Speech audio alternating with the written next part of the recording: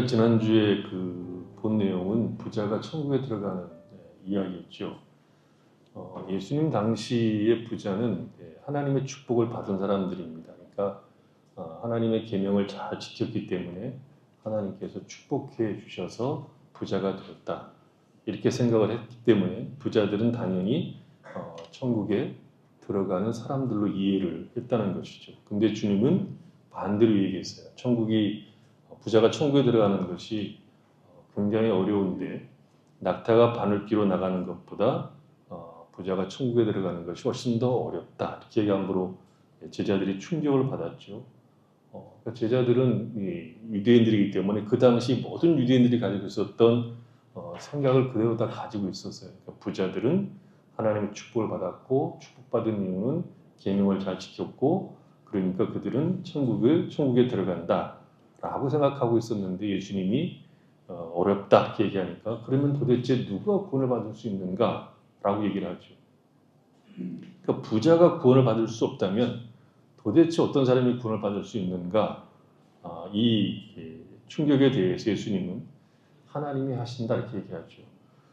구원은 우리가 가진 조건이나 우리가 원인을 만들어서 가지는 것이 아니라 하나님이 주시는 선물이라는 것이죠. 그리고 그 선물을 받은 자들이 버리고 예수님을 따라갈 수 있게 된다 이렇게 얘기를 한 것이 지난주 우리가 본 이야기입니다. 오늘 본문은 이제 그런 이야기를 하고 난 다음에 베드로가 주님에게 우리는 모든 것을 버리고 주님을 따랐습니다. 그 말은 무슨 뜻입니까? 우리는 구원받은 사람들이 아니겠습니까? 하는 반문이기도 하고 혹은 우리가 모든 것을 버리고 주님을 따랐기 때문에 우리에게 주어지는 보상은 무엇입니까? 라고 이렇게 질문을 하는 내용이기도 합니다. 그러자 주님이 29절에서 아주 중요한 이야기를 하죠. 29절을 보면 내가 진실로 너에게 이르노니 이렇게 되어 있습니다. 여러분 복음서를 읽다가 진실로 이렇게 주님이 하시는 이야기가 나오면 다른 말씀도 중요하지만 예수님이 특별히 진실로 혹은 또 진실로 두 번 하면 더 중요하죠. 그러니까 진실로라고 하는 말을 붙여서 하는 얘기들은 다 중요합니다. 그것은 우리가 좀 더 신경을 써서 봐야 된다. 더 깊이 묵상해야 된다. 그런 뜻을 담고 있습니다. 나와 복음을 위하여 집이나 형제나 자매나 어머니나 아버지나 자식이나 전토를 벌인 자들은 분명히 보상을 받는데 지금 현세죠. 현세에서 지금 이 세상에서는 집과 형제와 자매와 어머니와 자식과 전토를 100배나 받고 그리고 박해도 겸하여 받는다 이렇게 얘기했습니다. 그리고 오는 세상 내세에서는 영생을 받는다 이렇게 얘기하고 있죠. 예수님과 복음을 위해서 버린다는 것은 무엇을 의미할까요? 그러니까 예수를 믿기 전에 가지고 있었던 나의 가치, 삶의 의미, 목적들 이런 것들을 다 버리는 것을 의미하겠죠. 그러니까 예수를 믿음으로 예수가 나의 구주가 되고 나를 통치하는 왕이라는 것을 고백하기 때문에 전에 내가 아주 귀하게 여겼던 것들은 더 이상 귀하게 여기지 않고 이제 나를 통치하시는 내 구주가 되시는 예수 그리스도께서 좋아하시는 가치와 내용들을 따라 산다는 것을 의미하죠. 전에 우리에게 중요한 가치나 내용은 집이나 형제나 자매나 어머니, 전토 이런 것들이었죠. 옛날에 어떤 목사님이 그런 설교를 하셨어요. 인생이라고 하는 것은 결국 화장실 개수를 늘리다가 죽는 것이다 이렇게 얘기를 했어요. 지금은 아니겠지만 저희들이 결혼할 때는 화장실이 밖에 있었어요. 화장실이 밖에 있는 것이 얼마나 불편한지 몰라요. 언제 불편하냐면 비 올 때 불편하고 그리고 눈이 올 때 불편하고 얼어서 불편하고 밤에 불편해요. 가는 것이. 화장실이 안에 있으면 얼마나 좋을까 했는데 안에 이제 들어가 살다 보니까 식구가 늘어나면 무슨 생각이 들죠? 하나 갖고는 부족하죠. 하나 더 있으면 좋겠다. 그게 인생이라는 거죠. 화장실이 밖에 있다가 안으로 들어가고 안에 있다가 하나 갖고는 부족하니까 두 개 있으면 좋겠다. 방글라데시 오면은 우리는 금방 성공한 자들이 됩니다. 우린 1인 1실이잖아요. 1인 1실. 화장실 갖고 있잖아요. 마치 아브라함을 불렀을 때 본토, 친척, 아비집을 떠나는 것과 비슷해요. 이렇게 주님을 따르기 위해서 집, 형제, 자매, 어머니 전토를 벌임으로 오는 불이익들, 곧 삶의 터전을 잃어버리거나 인간 관계의 근간들이 상실하게 될 때 보상이 주어진다는 것이죠. 그러니까 예수와 복음을 위해서 위하는 일에는 반드시 무엇인가를 상실하게 되어 있다는 것이죠. 여기서 버렸다는 말은 문자 그대로 버렸다는 뜻이 아닙니다. 베드로가 우리가 모든 것을 버렸다 이렇게 얘기했는데 1장 29절을 보면 시몬과 안드레의 집으로 주님과 제자들이 들어가는 것을 볼 수 있습니다. 그리고 베드로에게는 장모님이 계셨어요. 가족이 그대로 있었습니다. 사도 바울이 이런 얘기를 했죠. 다른 사도들과 주의 형제들과 특별히 이름을 얘기했어요. 다른 주의 형제들과 그리고 한 사람 이름을 들었는데 게바는 베드로죠. 베드로와 같이 믿음의 자매된 아내를 데리고 다닐 권리가 없겠느냐 그렇게 얘기했어요. 그러니까 이 베드로는 복음을 위해서 전도 여행을 할 때 아내와 꼭 같이 다녔던 것 같아요. 그러니까 베드로는 아내를 버린 적이 없다는 것이죠. 그리고 여러 정황으로 보면 배도 그대로 가지고 있었던 것으로 보입니다. 주님이 배를 자주 이용하셨는데 그 당시 렌트하는 것들이 발달된 것도 아니고 그러니까 배도 제자들이 가지고 있었던 배가 그대로 있었을 것이고 그 배를 가지고 갈릴리 호수를 자주 여행했던 것으로 보입니다. 따라서 버렸다는 것은 문자적으로 다 버렸다는 것이 아니라 우선순위에서 이런 것들은 이제 뒤로 제껴졌다는 것이죠. 그리고 가치 영역에서도 상대화 되어버렸다는 것입니다. 말하자면 전에는 그런 것들이 절대적 가치였는데 그것이 내 인생의 목적이고 중요한 삶의 가치였는데 이제는 있으면 좋고 없어도 좋은 것이 되었다는 뜻입니다. 전에는 재물이나 가족이라는 것은 우리가 살아가는 삶의 이유요 절대적인 가치였고 목적이었다면 이제는 그리스도 예수를 따라가는 것이 절대적인 가치가 되었다. 예수의 말씀을 따라가는 것이 절대적인 내용이 되었다. 그런 뜻이겠죠. 그러니까 재물이나 가족이 중요하지 않다는 것이 아니라 더 이상 그것이 내 삶을 지배하고 그것이 내 인생의 목적도 아니고 그것이 존재함으로 내가 풍족해지는 것이 더 이상 아니라는 것입니다. 그래서 어떤 학자들은 28절에 베드로가 말한 이 버렸다는 내용을 우리가 모든 것을 떠났습니다 라고 번역할 수 있다고 이야기하는데 저도 거기에 동의합니다. 우리가 모든 것을 떠났습니다. 이 얘기하는 거죠. 이제 그렇게 놓고 보면 이제 우리가 보상에 대한 이해를 좀 볼 수 있습니다. 모든 것을 떠난 결과 혹은 가치를 상대화시킨 결과가 무엇이냐 하면 말하자면 이제 목적과 내용과 가치를 주님에게서 찾는 것, 주님 안에서 찾는 것. 그래서 우리에게 주어지는 보상이 무엇이냐에 대한 주님의 말씀은 좀 충격적이죠. 그리고 그것은 우리가 쉽게 받아들이기가 어렵습니다. 이해도 잘 안 되고. 보십시다. 첫 번째 보상이 뭐냐 그러면 집과 형제와 자매와 어머니와 자식과 전토를 100배나 받는다. 지금 이 세상에서. 여러분 예수를 믿고 이렇게 받은 사람 있습니까? 100배는 그래서 물리적인 것이 아니라 말씀이 좋은 땅에 떨어지면 100배의 결실을 맺듯이 우리가 주님과 복음을 위하는 일에 우리의 가치와 목적과 내용을 삼으면 그런 풍성해진다. 우리 인생이 풍성해진다는 것을 말하는 거겠죠. 그래서 학자들은 집과 형제와 자매와 어머니와 자식과 전토를 100배나 받는 것을 새로운 가족, 곧 교회로 이해했습니다. 거의 대부분의 주석가들은 이것을 교회라고 얘기를 합니다. 30절에 보면 현세에 있어 집과 형제와 자매와 어머니와 자식과 전토를 100배나 받되 이렇게 되어 있죠. 버릴 때는 거기 형제나 자매나 어머니나 아버지나 자식이 다 들어가 있는데 받을 때는 아버지가 없어요.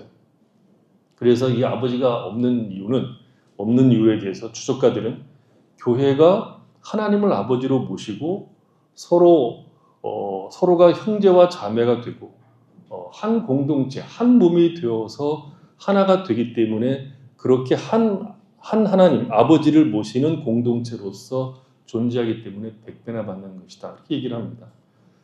말하자면 예수와 복음을 위해서 버린 자들, 혹 떠난 자들은 혹 이제 이 세상에서는 더 이상 어떤 가치나 목적을 찾지 않고 그리스도 예수 안에서만 가치와 목적을 찾는 자들은 교회라고 하는 풍성한 보상을 받는다. 그런 뜻입니다. 여러분 예수를 믿으면서 교회가 보상이라고 생각해 보신 적이 있습니까? 교회가 왜 보상일까요? 하나님이 직접 만드신 것들이 있는데 온 우주 만물을 하나님이 직접 만드셨습니다. 그리고 가정도 하나님이 만드셨습니다. 그리고 교회도 하나님이 손수 만드셨습니다. 하나님이 예수 그리스도를 머리로 하여서 예수 그리스도를 통해서 피로 값주고 사서 우리를 한 몸으로 부르사 교회를 만들어 놓으신 거죠. 교회는 인간이 예수를 믿는 사람들이 우리가 모일 필요가 있겠다 해서 모인 것이 아니라 인간이 필요해서 만드는 것이 아닙니다. 하나님께서 우리의 복을 위해서 만드신 것이 교회입니다. 그래서 그 교회는 하나님을 만드셨기 때문에 교회를 향한 하나님의 분명한 의지, 뜻을 가지고 있습니다. 예배소 한번 가서 보겠습니다. 예배소 1장 22절 23절입니다.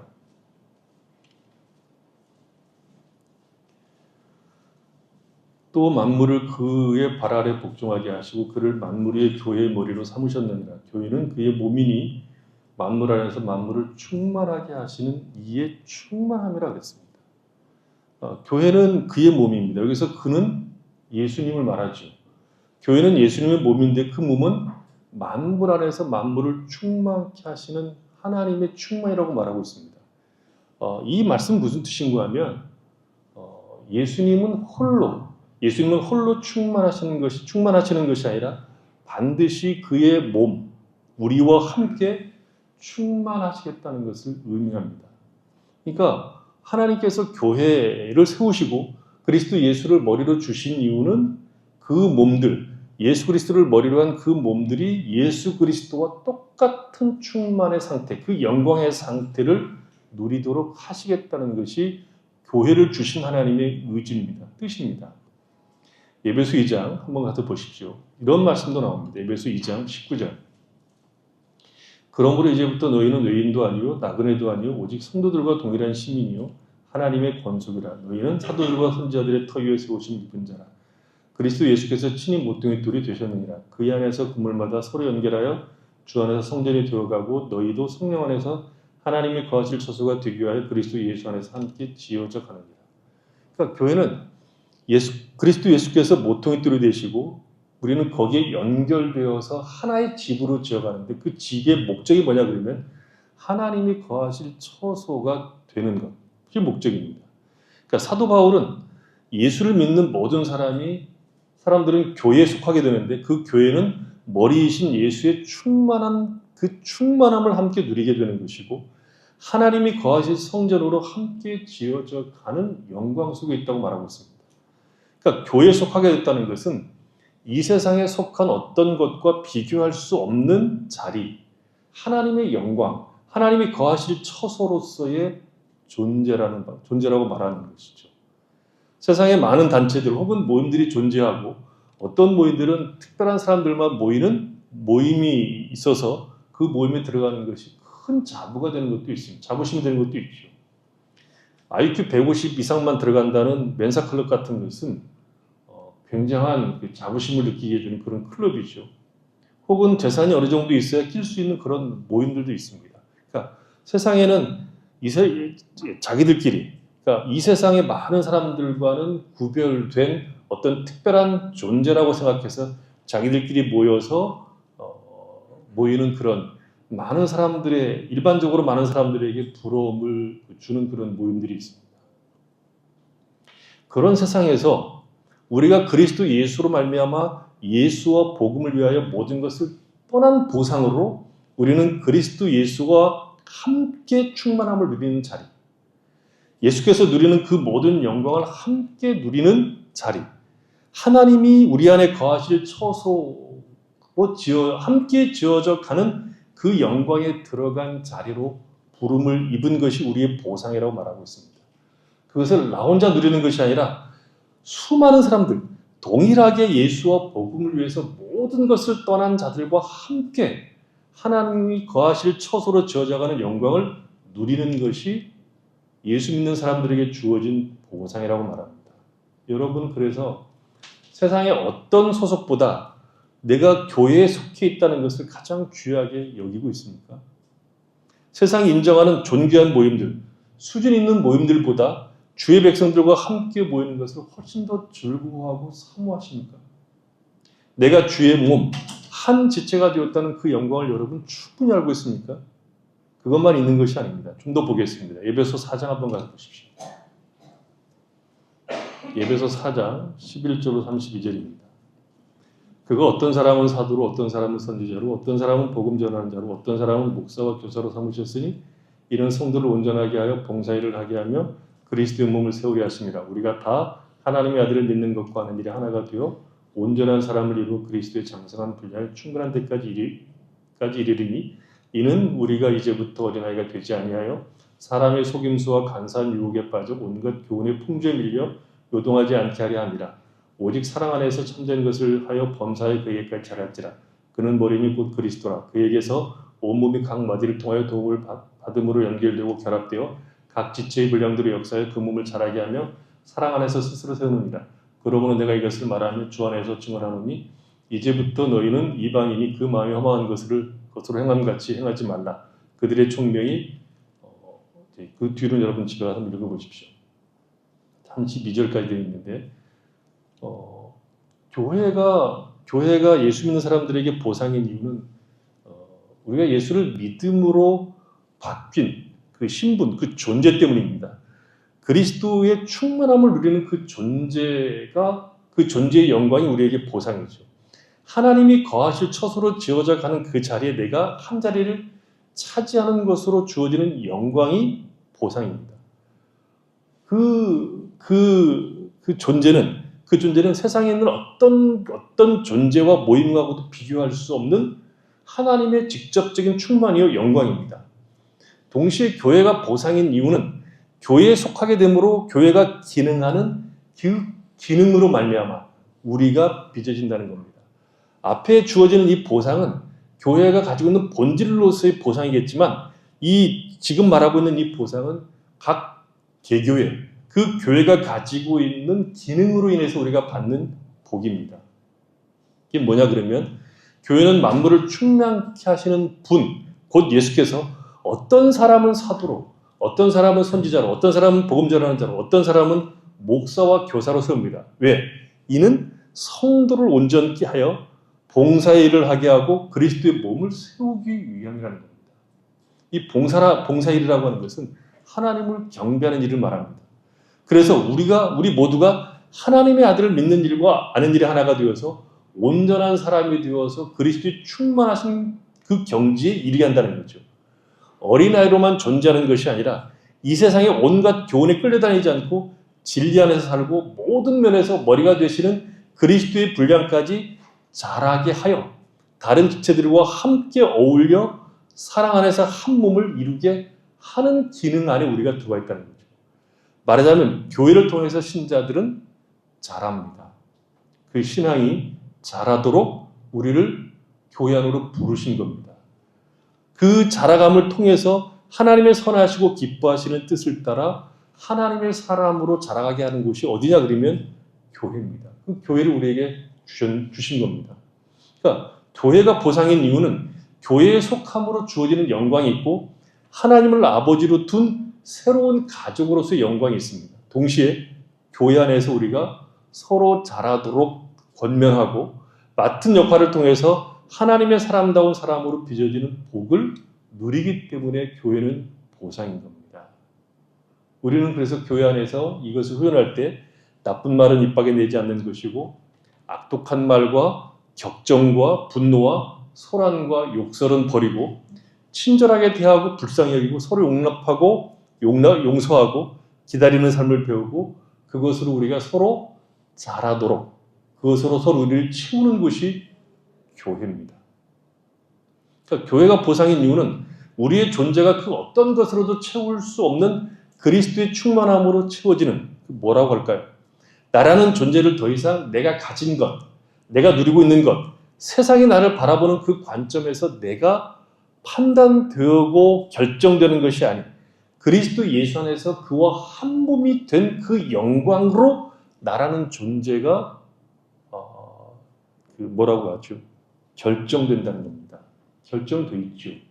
나는 더 이상 세상에 보는 관점이 아니라 그리스도 예수 안에 존재하는 그의 몸으로 존재하는, 더구나 그것이 나 홀로 존재하는 것이 아니라 형제와 자매와 그리스도 예수 안에서 새로운 가족으로 존재하는 자에게 어디서도 가질 수 없는 특이한 그 정체성으로서 누리는 복이, 그 보상이 교회입니다. 그리고 그렇게 가족으로서 존재하는 우리가 우리 지체 중에 연약한 자들, 부족한 자들, 그리고 어떤 면에서 신앙적으로 연약한 자들을 함께 도울 수 있는 그런 준비, 또 도움을 받을 수 있는 그런 곳, 그런 곳이 교회입니다. 그래서 교회가 우리의 보살이라는 거죠. 이해와 용납이 있고 기다림이 있고 우리의 존재가 내가 규정하는 내가 가진 배경으로서 확인되는 것이 아니라 그리스도 예수 안에 있는 것으로 우리가 함께하는 그 영광이 지금 교회를 통해서 우리에게 주어지는 보상입니다. 그러므로 교회를 사랑하셔야 됩니다. 칼빈 선생은, 칼빈은 아주 유명한 분이십니다. 바울 다음에 유명하신 분인데 이분은 교회를 어머니로 모시지 않는 자는 하나님을 아버지로 모실 수 없다고 했습니다. 교회를 사랑하셔야 돼요. 마음에 품고 늘 기도하셔야 됩니다. 교회를 사랑하지 않는 자는 자기를 사랑하지 않는 자와 똑같습니다. 교회를 사랑하지 않는 자는 교회를 주신 하나님을 부인하는 겁니다. 교회를 사랑하지 않는 자는 교회를 세우시기 위해서 자기 몸을 들이신 구주를 부인하는 겁니다. 우리의 존재는 교회를 떠나서 규정할 수 없습니다. 우리의 복됨과 보상은 교회에 속한 것 자체가 복입니다. 물론 교회가 때로는 어려움을 주기도 하죠. 교회 안에서 우리가 여러 가지 모습으로 시험에 들게 하기도 합니다. 그렇다고 해서 그 교회를 예면하는 것은 미련한 겁니다. 사람 보고 오냐? 하나님 보고 오지. 그런 말이 아닙니다. 그 아픔과 상처들이 우리를 어떻게 만드는지, 무엇을 만들고 우리에게 어떤 생각을 하게 하고 내가 무엇을 해야 되는가를 생각하게 만드는 겁니다. 혹시 여러분 그 드라마 보셨는지 모르겠어요. 우리들의 부르스라고 하는 드라마 보셨습니까? 다른 드라마는 안 봐도 드라마를 몇 개 봐야 될 드라마가 몇 개 있죠. 그 중에 하나가 우리들의 부르스라는 드라마입니다. 제주도의 푸른마을에서 이제 벌어지는 일이죠. 이게 한 가족이에요. 푸른마을 사람들은 한 가족인데 그 한 가족이 가족이라고 생각하는 그 마을 사람들이 이제 이야기들을 이제 하는 이야기들인데 거기 무슨 늘 좋은 이야기만 있는 것이 아니죠. 얼굴을 붉히기도 하고 싸우기도 하고 사고 치기도 하고 사고를 당하기도 하고 이런 이야기들이 엮여지는 그런 이야기들이지만 그러나 그 푸른마을이라고 하는 사람들 속에 하나의 공동체로서 그 모든 것들을 받아내고 용납하고 그 상처들이 싸매어지고 그리고 한 마을 사람으로서 한 가족처럼 묶여내는 이야기를 드라마로 잘 그려냈습니다. 교회가 그런 곳입니다. 교회는 아무런 일이 안 벌어지는 곳이 아니라 모든 일이 벌어지는 곳입니다. 왜요? 완전치 못한 인간들이 모여서 우리가 완전했으면 여기 왔겠어요? 완전치 못한 인간들이 그리스도 예수의 구원으로 여기 와서 이제 그리스도 예수를 따라서 우리의 삶을 바꿔가는 사람들이기 때문에 많은 일들이, 많은 아픔들이 또 많은 갈등들이 존재하는 것이 교회입니다. 그런데 우리가 그것을 파괴하지 않는 이유는 그리스도 예수께서 우리를 묶으셨기에 그 묶으신 그리스도 예수를 따라서 기다리고 용납하고 참고 그러는 거죠. 사도 바울이 복음을 전했던 교회들이 사도 바울을 향해서 얼마나 뭐라고 얘기했죠? 배신을 때립니까? 사도 바울이 복음을 전해서 세워진 교회가 너도 사도냐 이렇게 얘기했어요. 너는 사도가 아니다. 사도 바울이 그런 배신을 당한 교회들을 향해서 뭐라고 얘기해요? 내가 해산하는 수고를 다시 한다. 너희들 위해서. 그렇게 얘기를 합니다. 바울은 결코 그런 교회를 외면하지 않죠. 교회의 연약함과 미숙함들은 우리가 교회를 떠나도 되는 핑계가 아니라 오히려 그 교회를 더욱 사랑하고 붙들어야 되고 또 위하여 기도하고 헌신해야 되는 그런 자리로서의 교회입니다. 여러분, 교회는 우리의 인생, 우리가 이 땅에 살아가는 동안에 우리의 인생 가운데 하나님이 허락하신 오아시스입니다. 안식처입니다. 여기에 여러분 삶을 위해서 하나님께서 예수 믿는 우리에게 허락한 귀한 보살이라는 걸 생각하고 교회를 사랑하십시오. 교회가 믿는 우리에게 보상이라면 교회를 사랑하는 것은 축복입니다. 그 다음은 더 이상해요. 그 다음에 주어진 보상이 박해입니다. 이건 뭐 다르게 해석할 수가 없어요. 그냥 박해예요. 예수를 믿으면 박해를 받는다는 거죠. 근데 그걸 보상이라고 얘기했어요. 여러분 이 본문을 아주 깊게 한번 생각해 본 적이 있습니까? 예수와 복음을 위하면 박해도 받는다 이거죠. 겸하여 받는다고 그랬어요. 마태복음 5장 한번 가서 보십시오. 주님이 이런 말씀을 하십니다. 의를 위하여 핍박을 받는 자는 복이 있나니 천국이 그들의 것입니다. 나로 말미암아 너희를 욕하고 박해하고 거짓으로 너희를 거슬러 모든 악한 말을 할 때는 너희에게 복이 있나니 기뻐하고 즐거워하라. 하늘에서 너희 상이 큼이라. 너희 전에 있던 선지자들도 이같이 박해했느니라. 한술 더 뜨시죠. 의를 위하여 위하여는 예수와 복음을 위하여라는 말로 이렇게 대체도 됩니다. 의를 위하여 박해를 받는 자들이 복이 있는 이유에 대해서 주님은 천국이 그들의 것이기 때문이다라고 얘기했습니다. 말하자면 박해는 우리가 이 세상에 속한 자가 아니라 하나님께 속한 자라는 증표라는 거죠. 나로 말미암아 너희를 욕하고 박해하고 거짓으로 너희를 거슬러 모든 악한 말을 할 때는 너희에게 복이 있다. 그러니까 기뻐하고 즐거워하라. 왜냐하면 하늘에서 상이 큼이라 그랬어요. 제가 다른 성경으로 이 부분을 읽어드릴게요. 이분은 아주 재미나게 번역을 했어요. 메시지 성경인데 그뿐 아니다. 사람들이 내 평판을 떨어뜨리고 너를 깔보거나 내쫓거나 너희에게 대해 거짓말할 때마다 너희는 복을 받은 줄을 알아라. 그들이 그렇게 하는 이유는 진리가 너무 가까이 있어서 그들이 불편을 느끼기 때문이다. 그런 일이 일어날 때에 너희는 기뻐해도 좋다. 아예 만세를 불러도 좋다. 그들은 싫어하겠지만 나는 좋아하니 말이다. 온 천국이 박수를 보낼 것이다. 또한 너희만 그런 일을 당하는 것이 아닌 걸 알아. 내 예언자와 증인들은 언제나 그런 고생을 했다 하는 겁니다. 그러니까 박해가 보상인 이유는 하나님이 그것을 좋아하신다는 거죠. 신자의 최고의 소원이 뭐냐 그러면 하나님이 기뻐하신 일을 하는 거거든요. 그러니까 그걸 하나님이 기뻐하신다고 이야기하고 있고, 그러니까 하나님이 좋아하신대요. 온 천국이 박수를 보낸다고 얘기하고 있습니다. 그리고 그런 박해를 받을 때 우리가 구약에 나오는 예언자들 이사야, 에레미야, 에스겔과 같은 반열에 속한 자가 된다는 겁니다. 그게 보상이라는 거죠. 그러니까 하나님의 백성들 가운데서 우러러보는, 우리가 우러러보고 존경하는 사람들과 같은 반열에 서는 복이 있다는 거죠. 자, 사도들이 이제 이것을 분명히 보여줍니다. 사도행전 5장입니다. 5장 41절에 보면 사도들은 그 이름을 위하여 능력받는 일에 합당한 자로 여기심을 기뻐하면서 공의 앞을 떠나니라. 그들이 날마다 성전에 있든지 집에 있든지 예수는 그리스도라 가르치기와 전도하기를 그치지 아니했다. 사도들이 예수님과 자신들이 받는 대접이 같음을 보고 기뻐한 겁니다. 박해라고 하는 것은 우리가 세상에 속한 자가 아니라는 가장 강력한 증거 가운데 하나입니다. 하나님이 우리에게 주시는 보상이라고 하는 것은 우리의 존재가 하나님에게 속한 자임을 확증해 주실 겁니다. 우리가 생각하는 보상과는 전혀 다르지요. 우리가 생각하는 보상은 내가 원하는 것을 주는 것이죠. 내가 이렇게 예수와 복음을 위해서 모든 것을 떠났으니 이제 내가 원하는 것을 주시면 좋겠다고 바라보는 것은 신앙이 아닙니다. 누가 한 얘기인지 갑자기 생각이 안 나는데 그 인간이 가지고 있는 최고의 우상이 뭐냐 그러면 안심이라고 했어요. 안심. 등심, 안심 그거 말고 안심. 우리가 요구하는 보상은 이 세상에서 안심하고 사는 것을 요구하는 겁니다. 심지어 하나님에게 자주 찾아오지 않아도 되는 삶을 요구해요. 기도하는 걸 여러분 기도하는 걸 잘 들어보세요.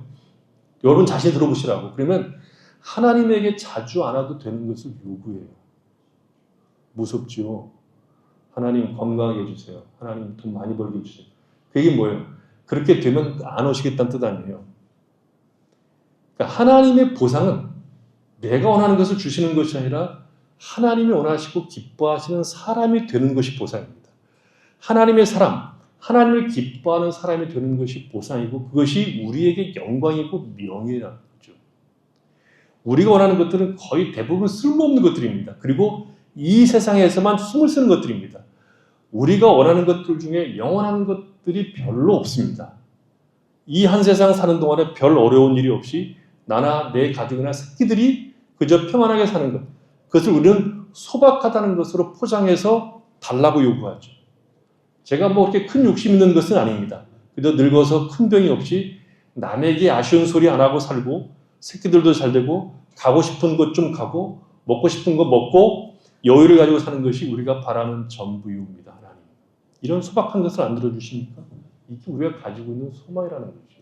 이게 안심입니다. 그리고 우상입니다. 하나님이 주시는 보상, 그 보상 전부가 하나님과 연결됩니다. 생명과 진리와 복과 기쁨의 근원이 하나님이신데 하나님과 무관한 것들을 우리에게 주시면 그것은 보상이 아니고 냅다 먹고 떨어져라 버립니다. 하나님이 주시는 보상은 전부 하나님과 연결되는 겁니다. 내가 원하는 것을 주면 우리는 그것을 가지고 노실 겁니다. 잘하는 분도 계시겠지만 대개는 다 노십니다. 그래서 박해를 통해서 오직 하나님만이 나의 생명인 것을 알게 하고 내가 하나님에 속한 자임을 확인하게 하고 세상의 그 어떤 것으로도 나를 위협하고 협박하고 공갈쳐도 그리고 유혹해서 하나님을 떠나게 할 수 없음을 박해를 통해서 확인해서 더욱 굳건하게 우리의 신앙을 만들어가는 것이 보상입니다. 지금은 박해가 없는 시대가 아닙니까? 반문할 수 있죠. 제가 보기에는 우리가 박해를 피해 다니는 것 같아요. 피해서 살고 있는지도 모릅니다. 적당히. 캄보디아의 선교사들 그 단톡방이 있다는데 한인 단톡방보다 더 많대요. 인원이. 우리가 700 몇 명인데 거기는 800 몇 명이래요. 그렇게 선교사들이 많답니다. 근데 그게 다 들어온 것도 아니고 안 들어온 사람도 상당히 있다는 거예요. 캄보디아 선교소로 가는 사람에게 물어봤어요. 왜 그렇게 코딱지만한 나라에 이 나라에 비하면 코딱지만한 나라거든요. 우리는 인구가 1억 7천만인데 걔들은 꼴랑이 2천만밖에 안 돼요. 근데 왜 그 꼴랑 그 2천만밖에 안 되는 죄송한데 꼴랑이라고 해서 그것도 많은 건데 한 영혼이 중요한데 근데 우리랑 비교해서 그렇다는 거죠. 근데 그렇게 많이 가냐 물어봤더니 이유가 그렇답니다. 이거 되게 재밌어요. 그 친구 한 얘기예요. 갈 친구예요. 비자를 잘 주고 그 이해가 갔어요. 이해가 간다. 비자 잘 주고 박해가 없어서 순간 머리가 핑 돌아서 박해가 없어서 그래서 선교사들도 그 수준이 그렇구나 하는 거였어요. 오늘날 박해가 없는 것은 세상이 좋아져서가 아니고 수준이 있어서가 아니라 우리가 박해를 피하고 있다고 생각하는 것이 옳지 않을까요? 조만간 올지도 모릅니다. 평등법이라고 얘기하죠. 포괄적 금지법이라는 것이 있는데 포괄적 금지법에 어감이 안 좋으니까 평등법이라고 말을 바꾸고 이제 미안해 오랜만에 쓰겠습니다. 지랄들 하시는데 그것이 들어오면 지금 유럽이나 서구에 복음적인 기독교인들은 상당히 어려움을 겪고 있습니다. 많은 어려움을 겪고 있습니다. 한국도 준비하셔야 돼요. 여기 딱 준비하셔서 우리가 어떻게 살 줄 몰라요. 박해를 피해 다니니까 이제 박해를 아예 피할 수 없도록 법으로 규정해서 우리를 옥죄올지 모릅니다. 그 사람들의 그 논리에 의하면 세상에서 가장 나쁜 놈이 누군지 아십니까? 백인 남성 기독교인입니다. 백인 남성, 백인이 나쁜데 그중에 남성도 나쁘고 또 나쁜 게 누구냐면 기독교예요. 그러니까 백인 남성 기독교는 완전히 나쁜 놈입니다. 그 사람들이 말하고 있는 그 구조에 의하면 그런 일이 우리에게 다가올지 모릅니다. 바울은 이런 얘기했죠. 디모데후서 3장 12절에 보면 무릇 그리스도 예수 안에서 경건하게 살고자 하는 자는 박해를 받으리라. 경건하게 산다는 것이 무엇입니까? 그리스도 예수 안에서 경건하다는 것은 하나님을 추구한다는 것입니다. 경건은 모양이 아니라 능력인데 그 능력은 하나님을 추구하는 겁니다. 모든 우리의 삶의 영역에서 하나님의 기뻐하심을 추구하는 겁니다. 우리가 경건하면 세상은 미워합니다. 그것은 하나의 법칙입니다. 세상은 결코 하나님에게 속한 자들, 하나님에게 속하여서 하나님의 뜻을 따라가 사는 사람들을 사랑한 적이 한 번도 없습니다. 역사 속에서. 우리는 앞으로 그런 날들을 맞이할 준비를 해야 됩니다.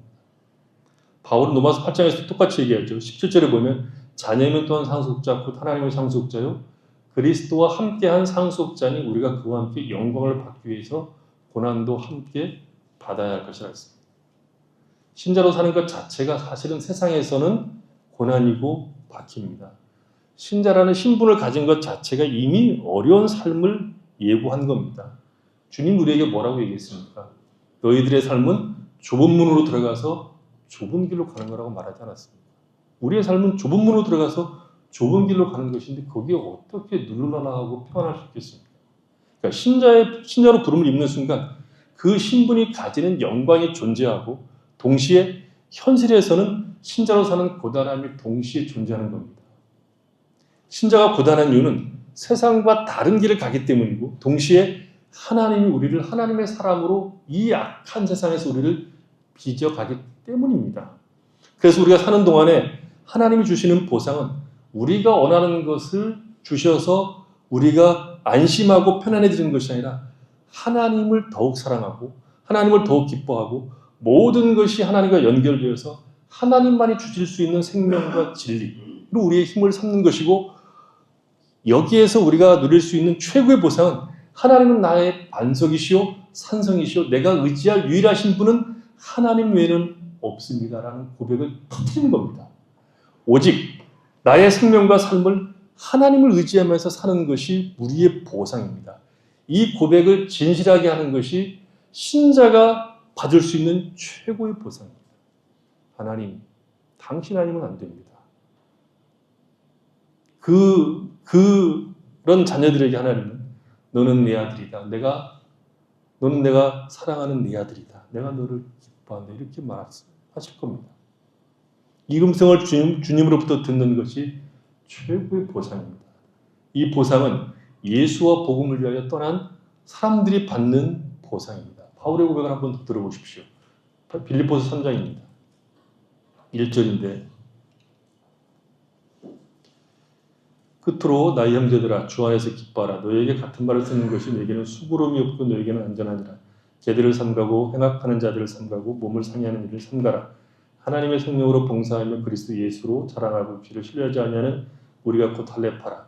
그러나 나도 육체를 신뢰할 만하며 만일 누구든지 다른 이가 육체를 신뢰하는 것이 있는 줄 생각하면 나는 더욱 그러하니라. 나는 8일 만에 할례를 받고 이스라엘 족속의 베냐민 지파요 히브리인 중에 히브리인이요 율법으로는 바리새인이요 열심으로는 교회를 박해하고 율법으로는 흠이 없는 자라. 그러나 무엇이든지 내게 유익하던 것을 내가 그리스도를 위하여 다 해로 여길 뿐더러 또한 모든 것을 해로 여기면 내 주 그리스도 예수를 아는 지식이 가장 고상하기 때문이라.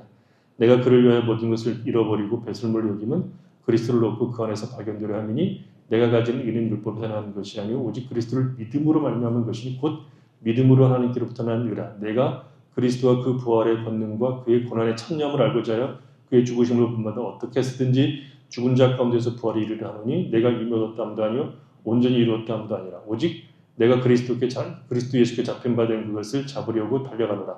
형제들아 나는 아직 내가 잡은 줄 여기지 아니하고 오직 한 일 즉 뒤에 있는 것을 잊어버리고 앞에 있는 것을 잡으려고 표들을 향하여 그리스도 예수 안에서 하나님이 위해서 부르신 부름의 상을 위하여 달려가노라.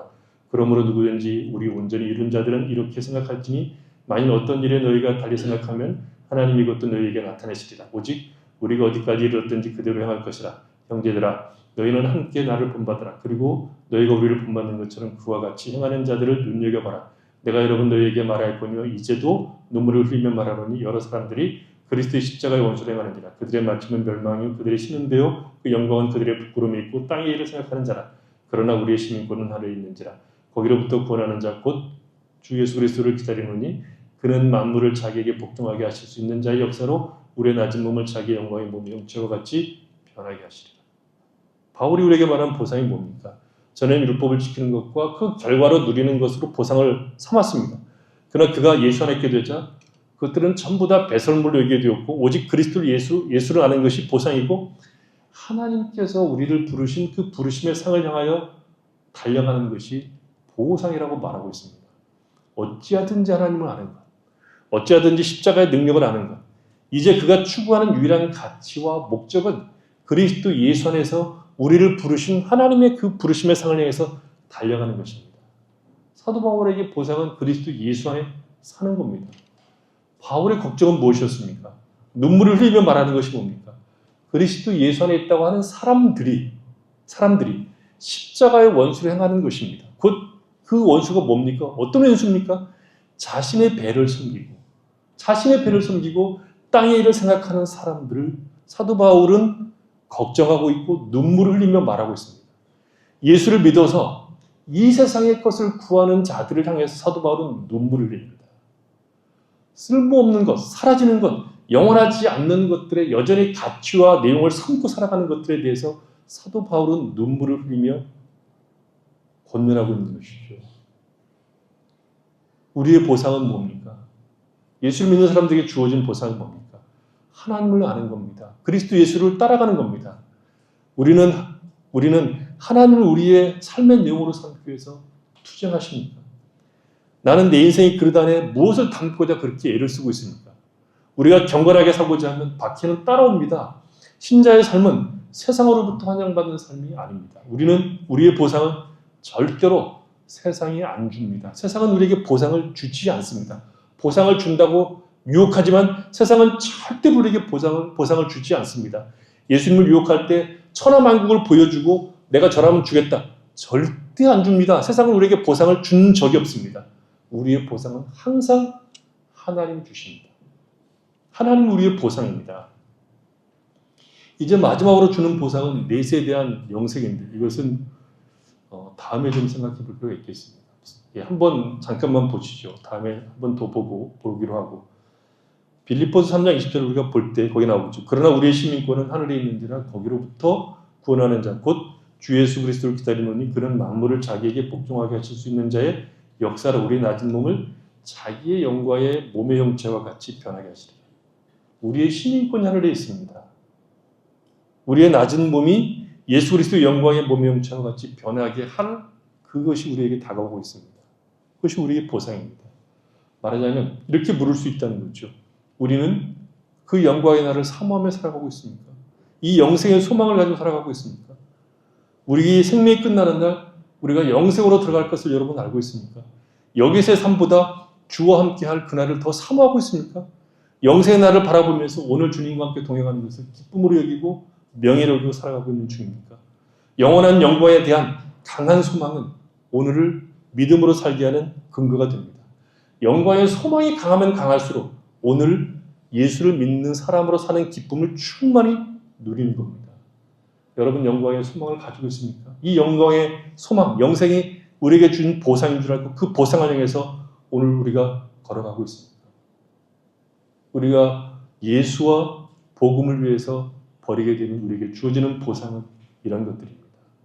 하나님 우리를 교회로 부르셔서 그 교회를 통해서 우리의 존재가 어떤 존재인가를 확인케 하고 그리스도 예수 안에서 충만한 그 존재, 하나님이 거하실 처소로 우리가 지어져가는 관계, 그리고 우리가 함께 하나의 공동체로 묶여서 함께 자라가는, 이해하고 용납하고 마치 가족처럼 기다리고 그런 여러 일들과 사건들 속에서 하나님 우리를 빚어가신 그 빚어가는 교회를 우리가 사랑하는 것, 그 교회를 아끼고 기뻐하는 것, 그것이 우리에게 주어진 보상입니다.